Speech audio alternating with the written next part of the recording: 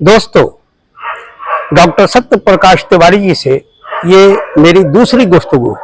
पहली गुफ्तगू से मैं इतना प्रभावित हुआ और जब यूट्यूब पर मेरे दर्शकों ने बेहद शाबाशी दी हम दोनों को, हमें भी फोन आए, तिवारी जी को भी बधाइयाँ मिली, तब उत्साहित होकर मैंने सोचा कि पटना लौटने से पहले पहले एक गुफ्तगू और होनी चाहिए। मैं जानता हूं कि डॉक्टर तिवारी उर्दू साहित्यकारों को भी इन्होंने खूब पढ़ा है, उन पर लिखा भी है। उनमें एक हैं ड्रामा निगार आगा हशर काश्मीरी। जब फोन पर बातों में आगा हशर काश्मीरी के बारे में इन्होंने बातें की तो मुझे लगा कि आगा हशर काश्मीरी के संदर्भ में इनसे गुफ्तगू करें। कल जो गुजर चुका, हम लोग नेशनल लाइब्रेरी आए, बारिश से ज्यादा अंधेरा छा गया, रोशनी नहीं थी, कल वीडियो नहीं बना सका। आज का प्रोग्राम बना, आज हाई अलर्ट था, दिन भर बारिश होती रही, परेशान हो गए। रात में मौका मिला है, ऊपर वाला मेहरबान है, बारिश थमी हुई है, तो हम आज आगा हशर काश्मीरी के बारे में ये रिकॉर्डिंग करने आए हैं। और निश्चित रूप से हमारे दर्शकों को मायूसी नहीं होगी, आप फिर बधाई देंगे। अब मैं आपको सीधे ले चलता हूं रूबरू कराने डॉक्टर सत्य प्रकाश तिवारी जी से। चूंकि आज चर्चा का विषय मुख्य रूप से आपने भी अनुरोध किया था आगा हशर कश्मीरी पर हो। देखिए, आगा हशर कश्मीरी एक ऐसे रचनाकार रहे हैं, खास तौर से उर्दू साहित्य में मुझे लग रहा है कि नाटक की दुनिया में आगा हशर कश्मीरी को छोड़कर कोई नाटक नहीं पढ़ा सकता। यह तो है, उर्दू में आपको पढ़ना है, उर्दू साहित्य से जुड़ना है तो आगा हशर कश्मीरी के नाटकों से गुजरना होगा। जी जी। और बहुत ज्यादा समय तक, बहुत अधिक समय तक इनका जीवन भी नहीं रहा, मात्र 54 वर्षों तक की इनकी आयु रही।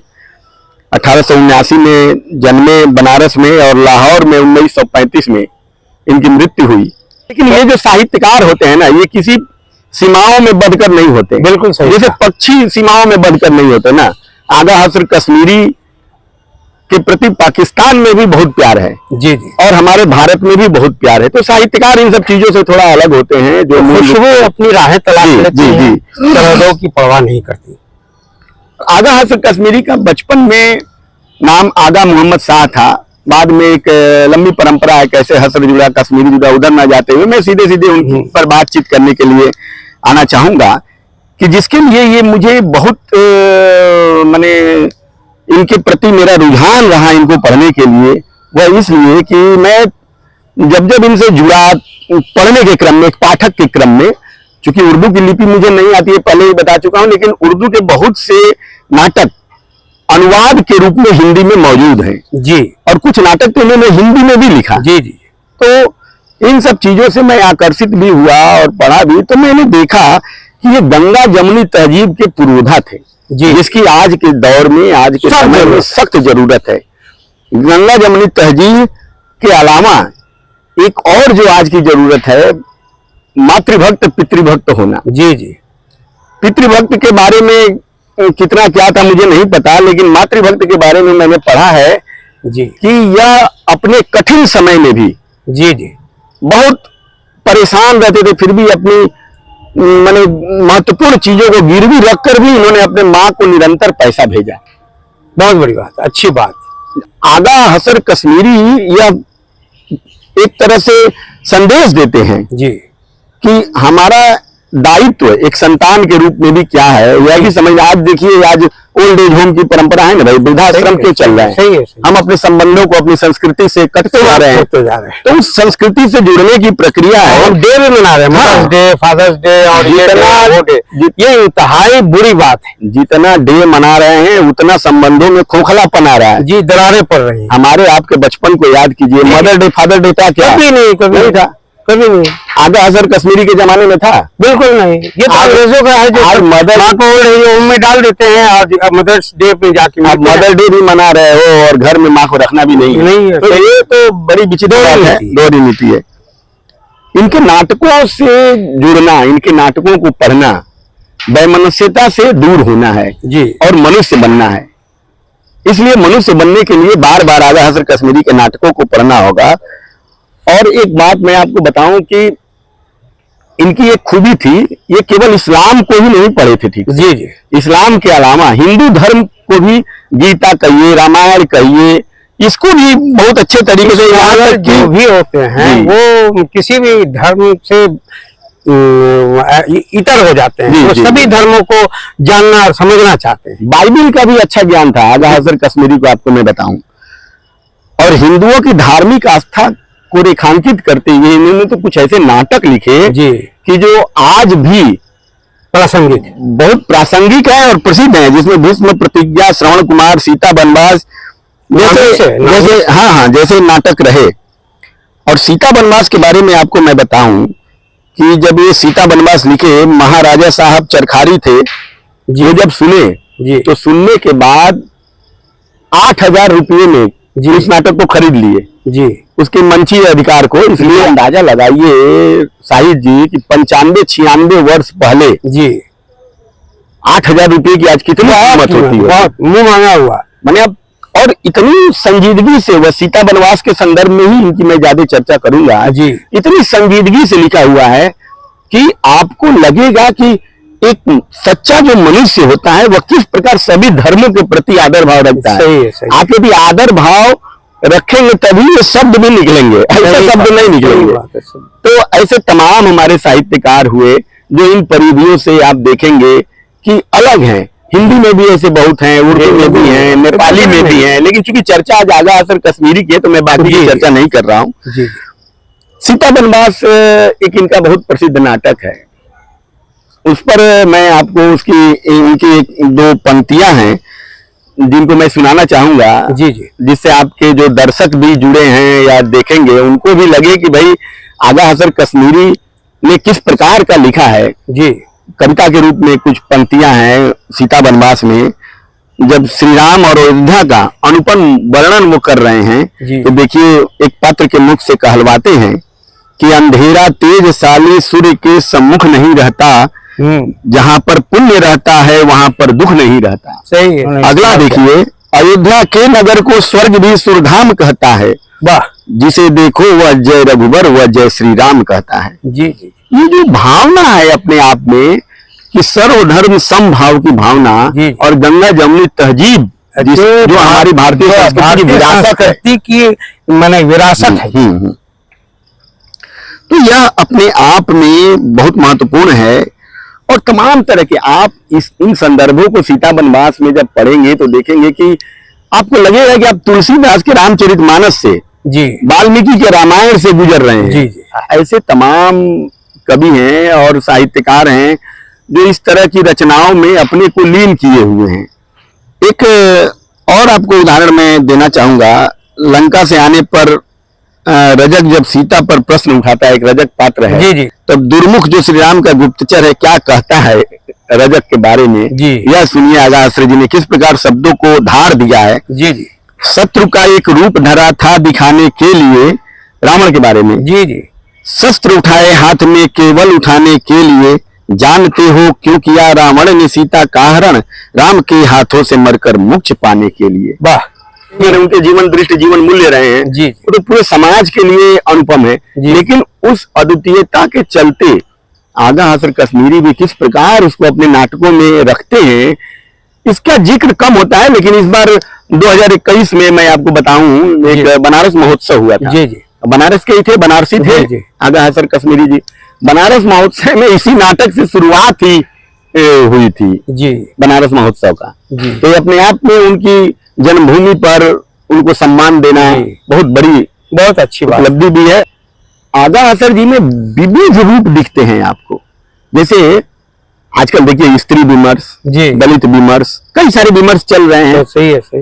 तो उसमें स्त्री विमर्श की अनुगूंज तो मुझे लगता है कि आगा हजरत कश्मीरी के समय में भी सुनाई पड़ रही थी। जी। आगा हजरत के साहित्य में जबकि स्त्री विमर्श शब्द ही नहीं आया था, ये तो इधर का, हाँ इधर का शब्द है। लेकिन अब देखिए एक उदाहरण, जब वह रजकी जो पात्र है, रजक की पत्नी जी। वह अपनी माँ की बीमारी के लिए 2 दिन के लिए चली गई रहती है जी। और आती है तो चूंकि अपने पति की अनुमति से नहीं गई रहती है, तो जी। किस प्रकार उसका पति निष्कासित कर देता है घर से।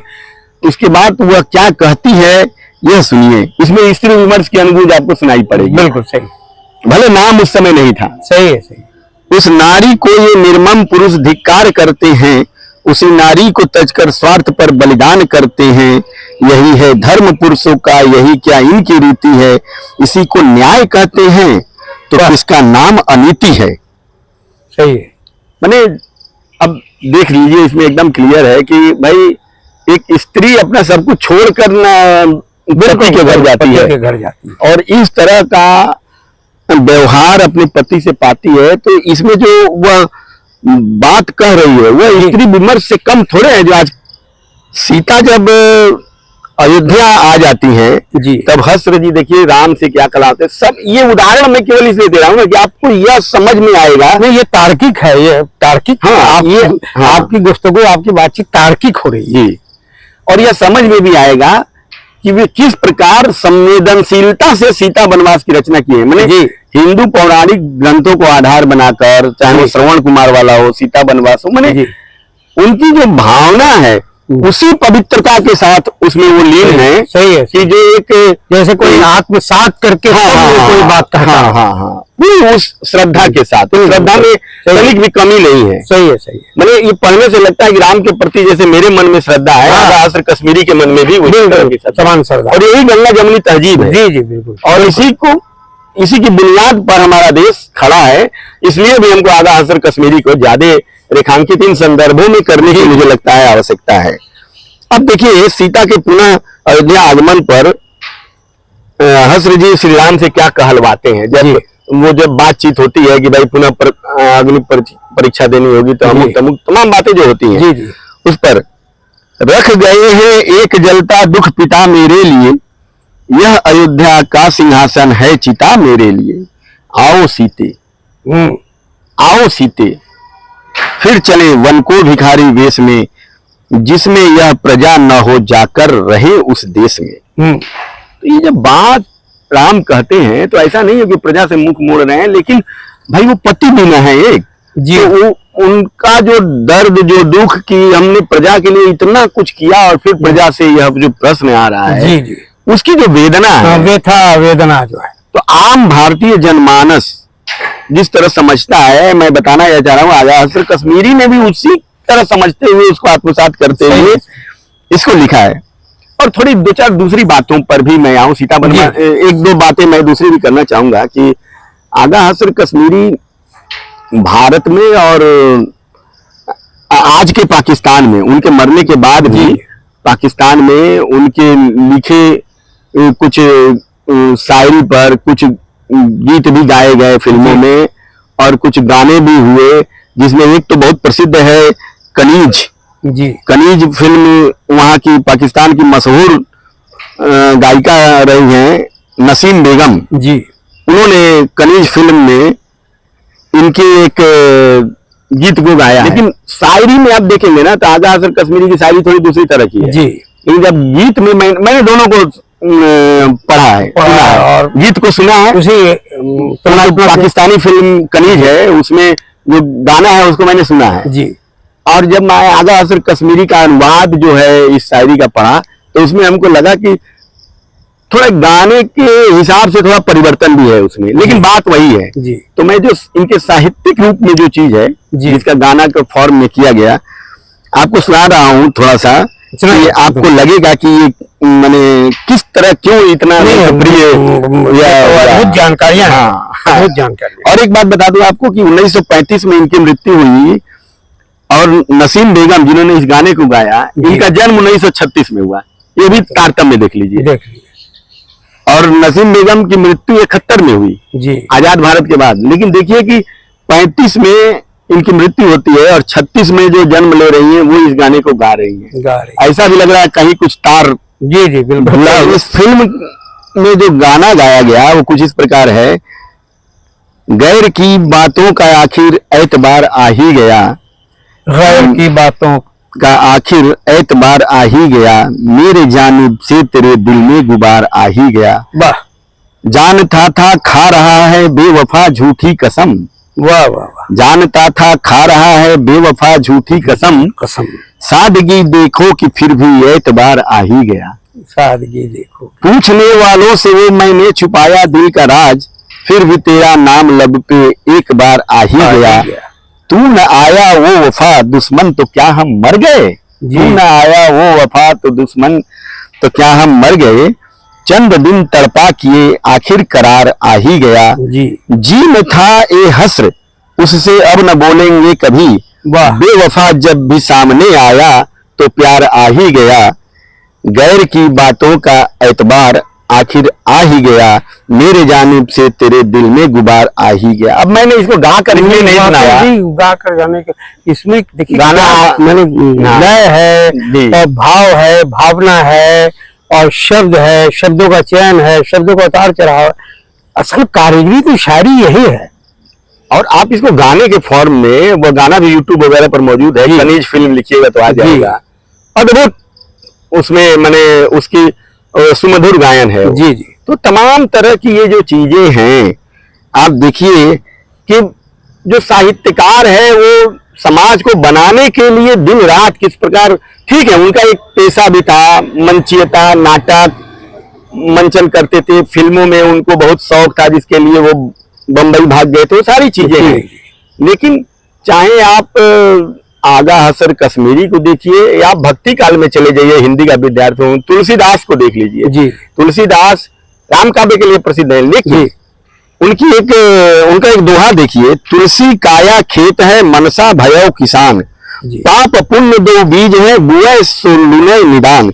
वो कहते हैं कि यह जो मस्तिष्क है हमारा वह किसान है जी जी, और यह जो शरीर है वह खेत है, तो दिमाग जो करेगा वही तो खेत में बोएगा। सही है सही है। अच्छा बीज रहेगा तो अच्छा फल देगा। जी जी। आज आगा हसर कश्मीरी ने तमाम अच्छे कार्य किए, तमाम गंगा जमुनी तहजीब के लेकर जो काम किए उन्होंने, आज वो याद किया जा रहा है हम आपके दिलों में। हाँ। चीज और मैंने इस बातचीत बंद है उसके पहले कहना चाहूंगा कि देखिए मुझे लगता है ना कि ऐसे साहित्यकारों को, रचनाकारों को पढ़ते समय या पढ़ाते समय, मैं खुद भी अध्यापक हूं तो जब पढ़ाता हूं तो मैं ऐसे किसी कवि को पढ़ाता हूं जो हमारी सांस्कृतिक परंपराओं से बहुत गहरे रूप में जुड़ा हुआ है, तो मैं विद्यार्थियों को एक संदेश भी देना चाहता हूं कि देखो केवल कविता पढ़ लेना, कहानी पढ़ लेना, नाटक पढ़ लेना एक अलग बात है, नंबर पा लेना परीक्षा में अलग। सही है सही। शिक्षा का उद्देश्य मनुष्य बनना है, जो स्वामी विवेकानंद ने कहा था। सही है सही। तो ये चाहे आगा हसर कश्मीरी का साहित्य देखिए, मुंशी प्रेमचंद का साहित्य देखिए, आप इकबाल का देख लीजिए, जी जी, सब में मनुष्य बनने की ही तो बात है। सही है सही है। तो एक आदर्श है। हाँ। एक मार्ग दिखाया गया है। आज मैंने जो आपकी इस बातचीत में शुरुआत में कहा कि अंतिम समय तक वो अपनी माता को पैसे भेजते रहे, मनी ऑर्डर वगैरह जो उस सिस्टम रहा हो, और कहीं मैंने पढ़ा था, याद नहीं आ रहा कहाँ पढ़ा था, कि अंतिम समय तक मैंने इसका भी जिक्र है कि 300 रुपये महीने तक भेजने का कहीं जिक्र मिलता है। तो 300 रुपये उस समय और मामूली बात बड़ी राशि है। और दूसरी बात कि आज जिस तरह की पिज्जा बर्गर की संस्कृति में तमाम जो संबंध तार तार हो रहे हैं, जी जी, उन संबंधों को सहेजने की प्रक्रिया में इन रचनाकारों के उद्देश्य को, रविंद्रनाथ ठाकुर हो, शरद चंद्र हो, मुंशी प्रेमचंद हो, नेपाली में चले जाइए तो भानुभक्त हो, या तमाम इस तरह के जो रचनाकार हैं, लक्ष्मी प्रसाद देवकोटा हैं जी, तो ये सभी अपने अपने तरह से विभिन्न भाषाओं में अपना काम इन्होंने किया है। आप मराठी साहित्य में चले जाइए, संत एकनाथ हैं जी, तो ये लोग मनुष्यता को बढ़ाने वाले हैं। शिक्षा का उद्देश्य यही है ना कि हम मनुष्य बने, हम पढ़े हैं तो पढ़े लिखना चाहिए। इसी संदर्भ में हमने आगा हसर कश्मीरी को देखा है और पढ़ा है और समझा है। बस आज भी दिन भर बारिश होती रही, लेकिन ना आपका संकल्प टूटा ना मेरा संकल्प टूटा, और हम लोग अभी नहीं, मैंने आप इतने वरिष्ठ होकर जिस प्रकार मुझे सम्मान दिए, तो उस प्रेम की डोर में हम इतने बंध चुके हैं, हम दोनों बंध चुके हैं जी एक जी दूसरे के बिल्कुल लिए। बिल्कुल और एकदम समान भाव से। यह ईश्वर की कृपा रही तो आजीवन रहेगा, आशीर्वाद ईश्वर हाँ, की। नहीं, आपकी पर्सनालिटी मैग्नेटिव है। ऐसा और मैं आपके माता श्री को भी, मौसी को भी, आपकी पत्नी को भी, सबको सलाम पेश करता हूँ कि आप एक अच्छे परिवार में पले बढ़े और एक अच्छा परिवार को आप आगे बढ़ा रहे हैं और संकल्पी हैं। मैं भी संकल्पी, आप भी संकल्पी। और मैं अपने दर्शकों को दिखा रहा हूँ इस वक्त का नजारा कि हम लोग कल जो वीडियो नहीं बना सके आज बना रहे बारिश के हैं, कारण। और आज भी आसमान जो है अभी हम लोगों पर रहम फरमा रहा है, इसीलिए खुदा मेहरबान है। वरना यहाँ पर हम लोग हाँ, एक बात और जी मैं इसके लिए शुक्रगुजार हूँ रहमत अमीन जी का भी, जी कि जिन्होंने आपसे मुझे मिलवाया। हाँ, रहमत अमीन नहीं जी नहीं, बहुत अच्छे मित्र हैं। बात है। रहमत अमीन और साहब का मैं भी उनका शुक्रगुजार हूँ। बहुत-